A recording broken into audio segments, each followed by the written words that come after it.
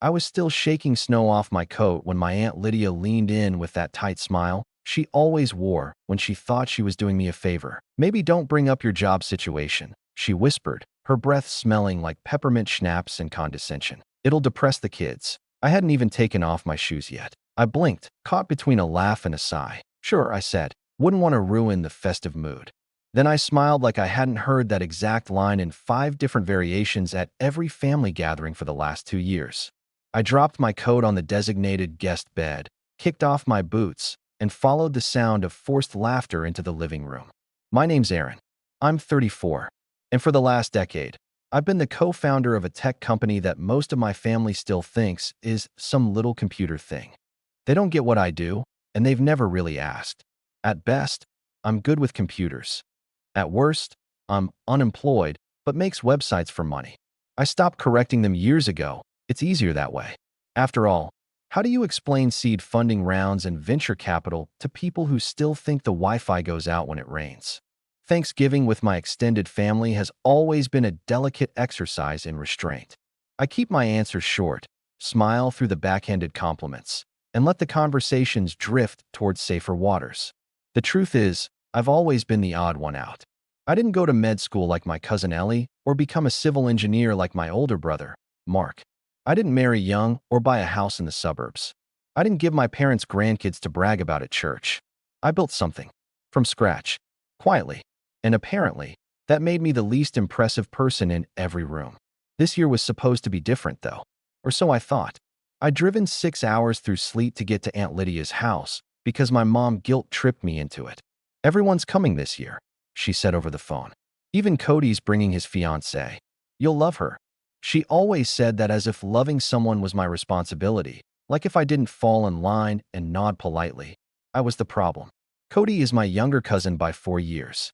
He was the golden boy, even as a kid. The kind of guy who peaked in high school and just kept skating on charm and good hair. His parents bragged about him like he was the second coming of Steve Jobs.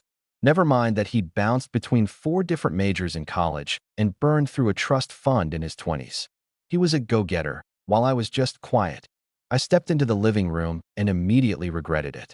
The whole space was decked out in the kind of autumn Pinterest overload only Lydia could pull off. Tiny pumpkins, plaid blankets, grateful heart, signs in cursive. The kids were screaming over a Mario Kart match on the big screen. The adults were gathered near the kitchen island, wine glasses in hand, laughing a little too loudly. I spotted Cody across the room, one arm slung around a tall brunette with impossibly straight teeth. She looked like she'd stepped out of a lifestyle blog. "Hey, there he is," Cody said, grinning wide and waving me over like I was the waiter bringing appetizers. "Uncle Tech Guy? You make it out of your mom's basement, or what?" The words hit me like a slap, not because they were original. He's been recycling that joke since 2015, but because of the casual cruelty tucked into the delivery. He said it in front of everyone, loud enough to get a few chuckles. I forced a grin. "Good to see you too, Cody." "Seriously, though," he said, handing his fiancée a drink and turning fully toward me. "What have you been up to? Still doing, like, websites and stuff?" There it was, the opener. I could play it safe, toss out something vague and unthreatening, or I could answer truthfully and risk a full derailment of dinner. I went with the usual. "Yeah, still working with a couple startups." "It's been good." He smirked and raised his eyebrows. "Startups, huh? That code for unemployed." "Cody," Aunt Lydia warned gently, but she was smiling too. She always did this. Acted like the referee while secretly egging him on. "Don't worry, I'm just messing with him," Cody said, raising both hands in mock innocence. "I mean, I'm sure Aaron's got some top secret project. Probably building the next Google in his garage." The room laughed again. I laughed too, but it felt hollow in my throat. I made my way to the drink table and poured myself a generous glass of red. My mom caught my eye and gave me the kind of smile that was meant to be reassuring, but only made things worse. Like she was proud of me for not causing a scene. Like enduring humiliation was some kind of quiet strength. Dinner was called an hour later. We all crammed around the long table Lydia had set up with name cards and faux gold chargers. I was wedged between Ellie and Aunt Pam, both of whom were already a few glasses deep into their wine. Across from me sat Cody and his fiancée, whose name I still hadn't caught. "So, she said brightly, looking right at me. Cody told me you work in tech too. Before I could respond, Cody cut in. Yeah, kind of. He's more like a freelancer. Like gigs and stuff. Got it, she said, nodding politely but with that look, half sympathy, half dismissal. I didn't blame her. She didn't know better. Actually, I said, setting down my fork, I run a company. Cody laughed. Oh yeah, he's the CEO. Of what exactly? Aaron, tell them the name. It's something like Pixel Crunch or Bite Dust or whatever, right? Bite Nest, I said flatly. We build enterprise security solutions. We just closed Series B funding last quarter. There was a brief silence. Not long. Just long enough. Cody blinked. Wait, seriously? I nodded. Seriously. He looked at me, then looked at his fiancée. Then he smiled again, but it was thinner this time. Well, guess we're both in tech, huh? She looked impressed, which seemed to annoy him. He just got an interview at Everlock, she said proudly. Super competitive. Big deal. Nice, I said. I've met with their board a few times. Good team. That's when he smirked and said it. Doubt you'd even get past security. It was a joke. At least, it sounded like one. But the edge in his voice was unmistakable. A challenge. An attempt to put me back in my place. My stomach tightened. I looked around the table. Some were laughing, some just quietly watching. I stood up, slowly, and grabbed my jacket from the back of the chair. Everyone fell silent. I'm the CEO, I said. See you Monday. And just like that, the entire room froze. I didn't wait for their reactions. I walked out.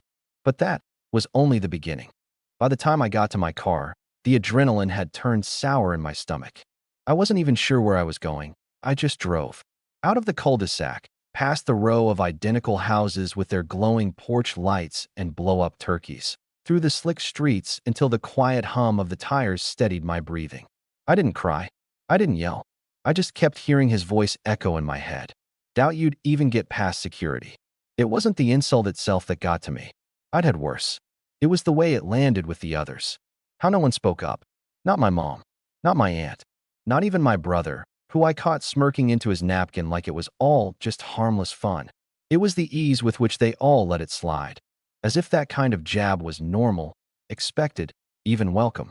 Like I deserved it. I parked in a grocery store lot and just sat there, gripping the wheel, watching my breath fog the windshield. Part of me wanted to drive back home. Call it a night. Leave them to their wine and pie and whispered gossip. But another part of me, the part that had stayed quiet for years, started to simmer. I don't know if it was the look in Cody's eyes or the way his fiancé's smile flickered when I said the words, I'm the CEO, but something shifted in me. I realized then that no matter how successful I became, no matter how far I'd climbed, my family would always see me as that quiet kid with the hand-me-down laptop and big ideas no one took seriously. I didn't go back that night. I booked a hotel on my phone, grabbed some takeout, and spent the rest of the evening watching reruns of The Office with the sound turned low. But I didn't sleep much. My mind kept replaying the dinner, dissecting every glance and every chuckle. I kept thinking, why do I keep showing up for people who don't respect me? The next morning, I checked my phone. 8 texts from my mom, 3 missed calls. All versions of the same message, please come back. Let's talk. It got out of hand. I didn't reply. Instead, I went to the one place I always found clarity, a little coffee shop downtown, the kind with too many plants and lo-fi music playing on loop. I ordered a black coffee and sat near the window, watching the snow fall in soft waves. That's when my brother Mark called. I stared at the screen for a moment before answering.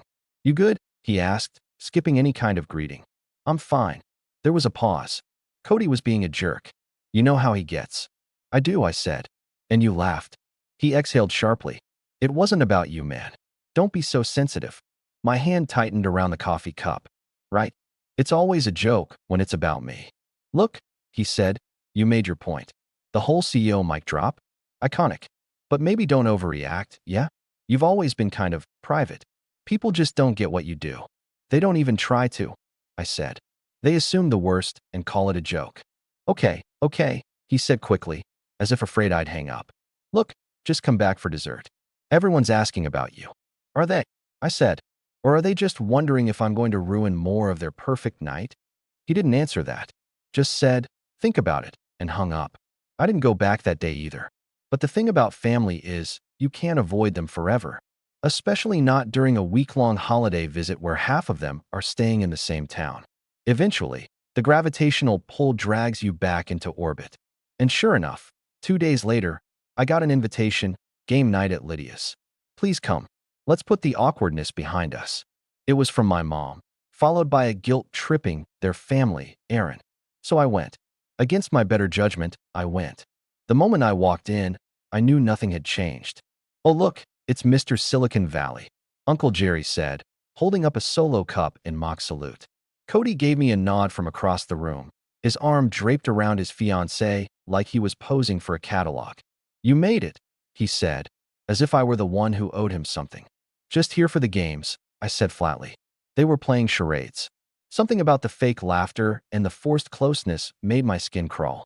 I kept to myself, only speaking when absolutely necessary. But I noticed things. How Cody kept slipping in little comments, just low enough that only those nearby could hear. How his fiancée looked at me differently now. Curious, maybe even a little intimidated. And how Lydia, ever the queen bee, watched me like I was a wild card she didn't quite know how to handle. Then came the breaking point. It started small. A joke during the game. Someone acted out the social network, and Cody shouted, "That's Aaron's origin story, except with fewer friends and way less money." People laughed. I didn't. I stood there, stone-faced, and said nothing. But later, as we gathered around for dessert, Lydia brought out a cake. "We're celebrating Cody's big interview," she announced. "He's up for a job at Everlock." Fingers crossed. There was applause. Cheers. Cody beamed like a groom at his wedding. And then Lydia turned to me. "Aaron, maybe you can give him some pointers?" she said, too sweetly. "You've applied to places like that, right?" I blinked.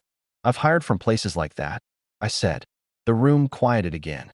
"Well," she said, laughing nervously, "maybe you could help Cody with a mock interview? You know, since you've got the time."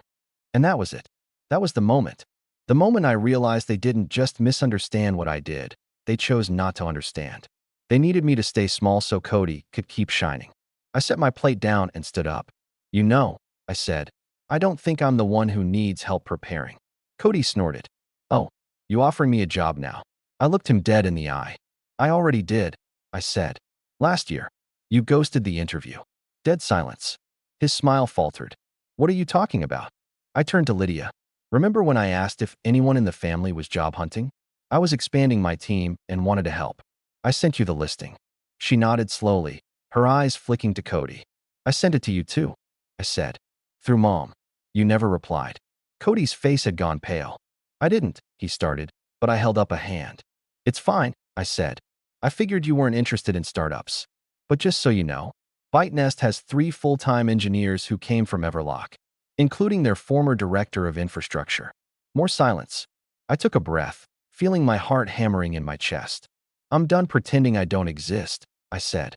"You don't have to understand what I do, but you will respect it, or you'll never see me at one of these gatherings again." Then I walked out. Again. But this time, something followed me. Not someone. Something. A shift. A ripple. A reaction I wasn't expecting, at least, not from her. Because the next morning, I woke up to a message. Not from my mom. Not from Mark. From Cody's fiancé. "Hey Aaron, can we talk?" And that was when things got really messy. I didn't reply right away. Her message sat there in my inbox like a forgotten candle still burning. "Can we talk?" For words, plain and harmless on the surface, but heavy, like they knew more than they were letting on. I read it half a dozen times before tossing my phone onto the hotel nightstand and pulling the comforter over my head. The walls were thin. I could hear someone wheeling a suitcase down the hallway. Somewhere, a baby was crying. My eyes were wide open. It's strange, the moment after you stand up for yourself. You expect it to feel like freedom, some mix of triumph and peace. But in my case, it was mostly silence. Not external silence, but the kind that hums inside you like the aftermath of a fire alarm. It rang in my ears while I stared at the ceiling, wondering if I'd gone too far. My phone buzzed again later that morning. This time, it was my mom. "Cody is devastated. Lydia says you embarrassed him in front of everyone. She's talking about not inviting you to Christmas unless you apologize." I didn't respond. A second message came 5 minutes later. "I know you didn't mean to cause trouble, but maybe just call and clear the air. We're family, Aaron." I stood in front of the bathroom mirror, brushing my teeth slowly, watching the steam rise around my reflection. I looked tired. Not just the kind of tired that sleep fixes, but the deep kind. The kind that builds up after years of swallowing your pride until your stomach is full of unspoken words. My toothbrush paused mid-stroke, and I said out loud, "Why is it always me?" No one had called to ask if I was okay. No one asked what I was feeling. Instead, I was the one expected to fix it again, to patch the cracks I didn't cause, to take the high road because no one else would even look for one. I spent the rest of that day walking around the city, hood pulled up against the cold. I bought a coffee I didn't drink and wandered through a bookstore, flipping pages but not reading a word. It wasn't until I found myself sitting on a park bench at dusk, watching frost creep over the grass, that I finally opened her message again. "Hey Aaron, can we talk?" I typed a simple reply. "About what?" She responded in less than a minute. "About Cody. About what you said. And about Everlock." That got my attention. "I don't want to make things worse," she added. "But I also don't want to be part of something fake." We arranged to meet at the same cafe I'd visited after Thanksgiving. She showed up wearing a beige wool coat and a look of quiet resolve.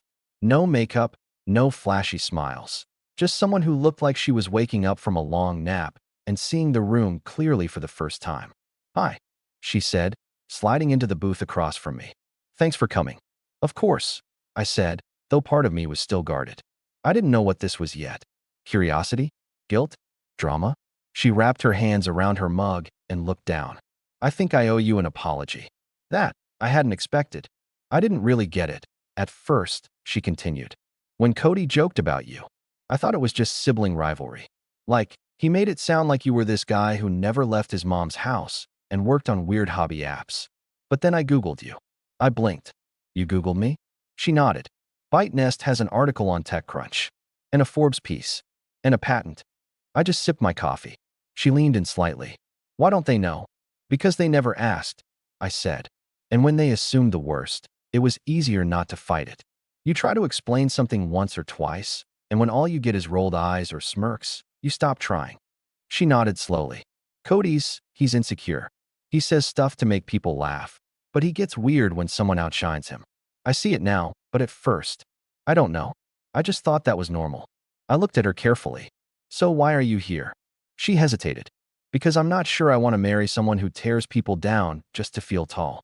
And also," she paused again, "I think he lied about the Everlock interview." My eyes narrowed. "What do you mean?" "He told me he had an inside connection. Said the recruiter reached out to him. But after what you said, I looked into it. There's no record of a recruiter ever emailing him. He's been avoiding my questions all week. And when I asked him about your company, about ghosting that interview, he flipped out." I leaned back. "So he's been trying to impress you and keep up with you," she said. "He saw your success as a threat. And that scares me. Because if he can't even celebrate someone in his own family doing well, what happens when I succeed at something?" I stayed quiet. She wasn't really asking me. Eventually, she gave a tired smile. "Anyway, thank you for standing up for yourself and for not sinking to his level." She left after that, with a promise to figure some things out. I didn't press her. It wasn't my relationship to fix. That night, I returned to my hotel and opened my laptop for the first time all week. Notifications flooded in, investors checking in, an engineer asking for approval, a product manager requesting feedback. It felt good, oddly grounding. Like a reminder that the version of me my family refused to see did exist and was, in fact, thriving. I buried myself in work for the next few days, not out of spite or distraction, but because it reminded me who I really was when no one was watching. I scheduled a board meeting, closed a hiring round, and finalized a partnership with a European cybersecurity firm, all from that hotel room.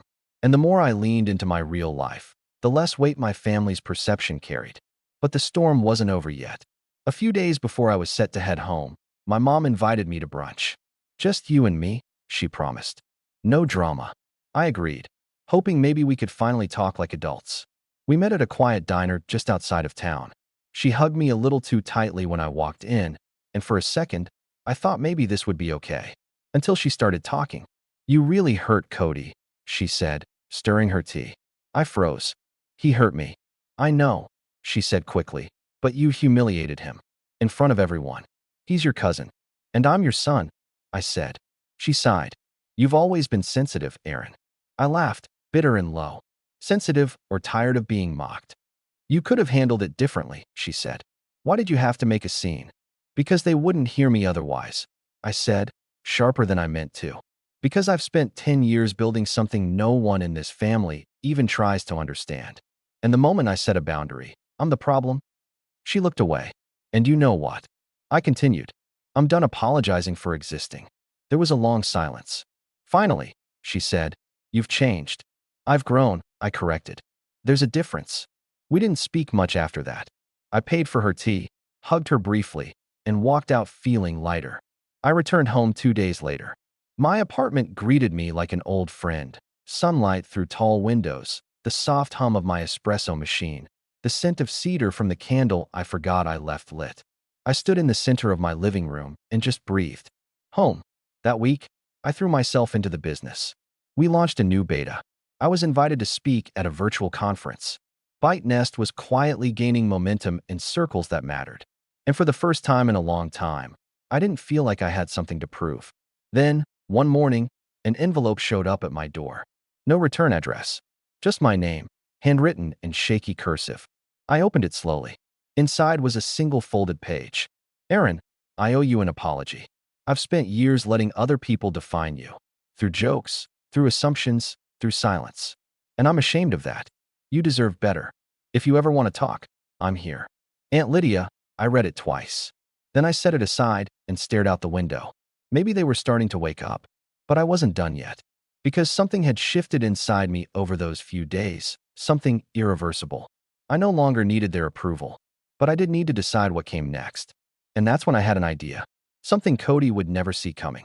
Something that would rewrite the entire script they'd written for me. I picked up my phone, opened my notes, and began to draft a plan. It was subtle at first, just a few scribbled thoughts in my phone's notes app while I sipped espresso and watched the sun creep across my apartment floor. But within days, it evolved into something sharper, more deliberate. The gears in my mind, long rusted by silence and forced humility, were turning again. For once, I wasn't just reacting to my family. I was planning. I didn't want vengeance just for the sake of it. This wasn't about rage or pettiness. It was about balance. About finally, reshaping the dynamic they had carefully built over decades, brick by brick, where Cody could coast through life on charm and empty promises while I was quietly discounted in every room. This time, I wasn't going to let my success speak for itself. I was going to make them listen. The opportunity came sooner than I expected. A week into the new year, I got a text from my mom. Hey honey, Lydia wants to host a family futures brunch next Sunday. Everyone's coming. Could be a chance to reconnect. Family futures brunch. I nearly laughed. It sounded like one of Lydia's cringy little branding efforts, like she was throwing a TED Talk in her kitchen. I could already picture the mimosas, the pastel index cards for goal setting, the performative speeches about investing in ourselves this year.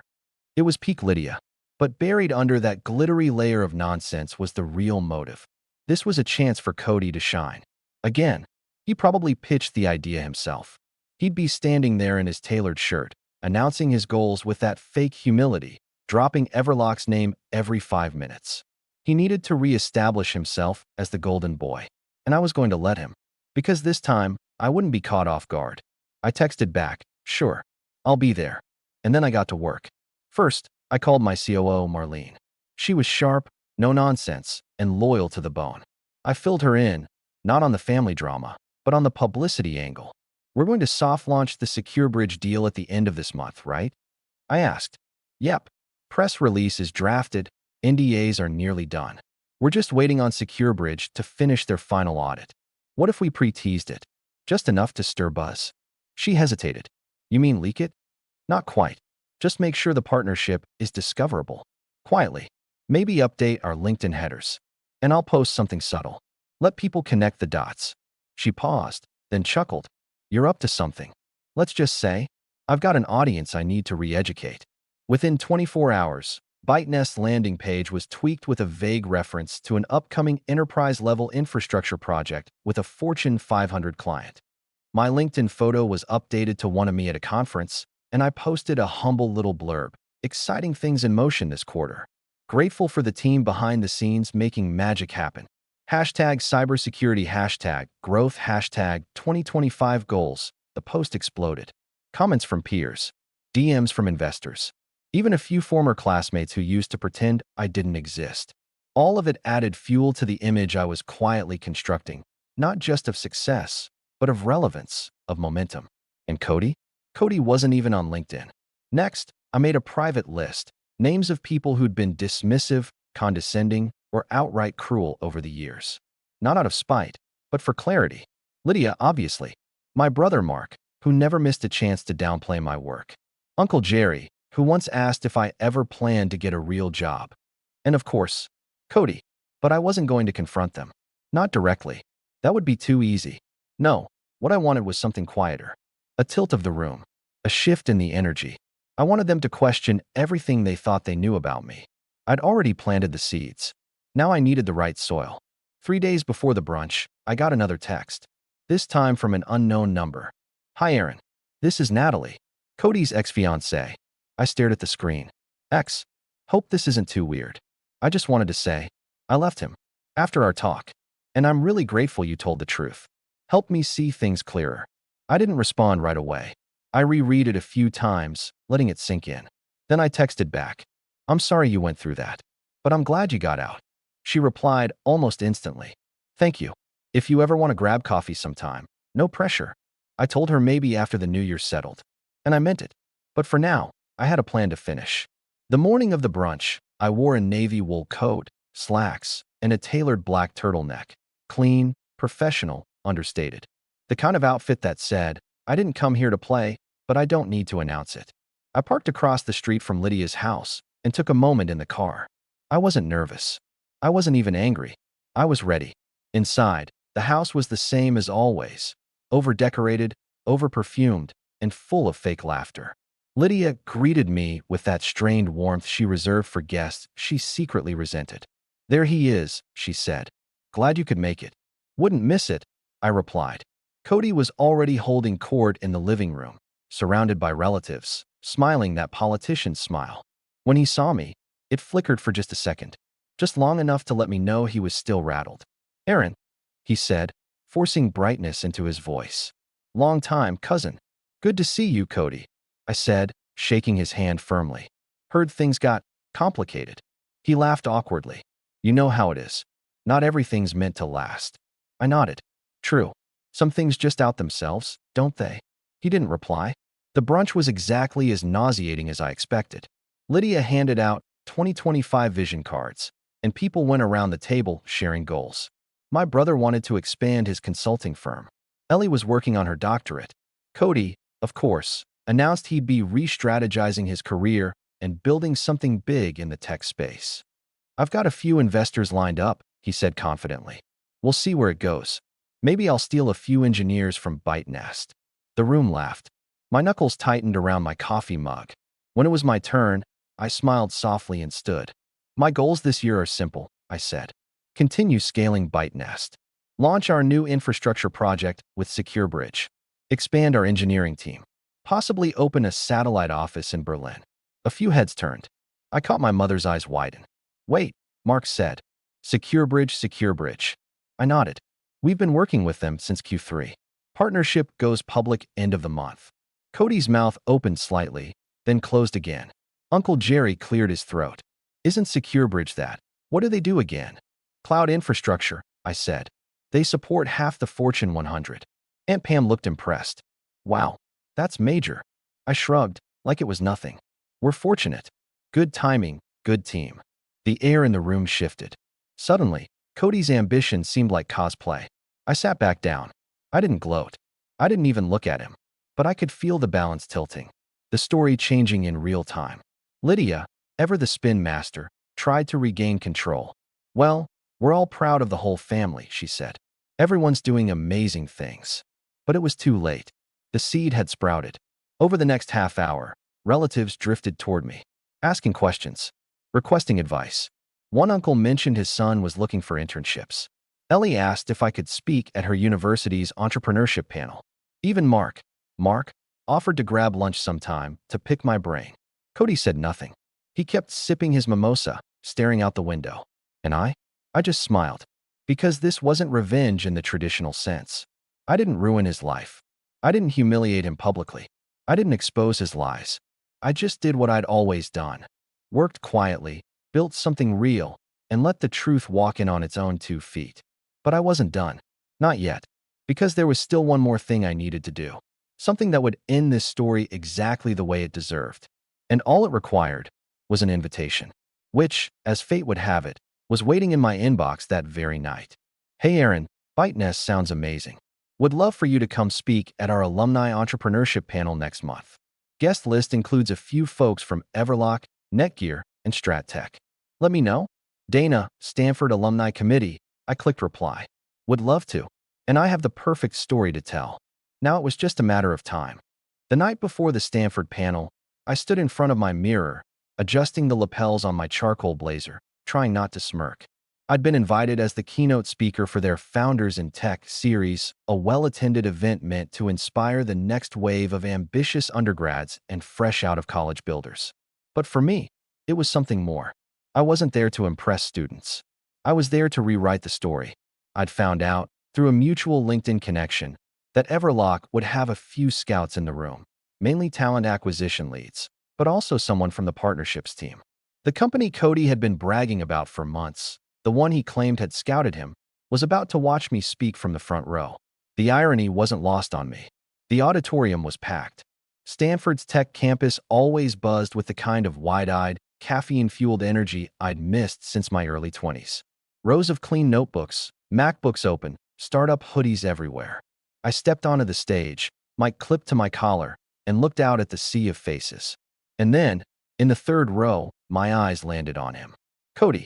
He sat between two strangers, wearing a blazer that didn't quite fit and a smile that flickered when he met my gaze.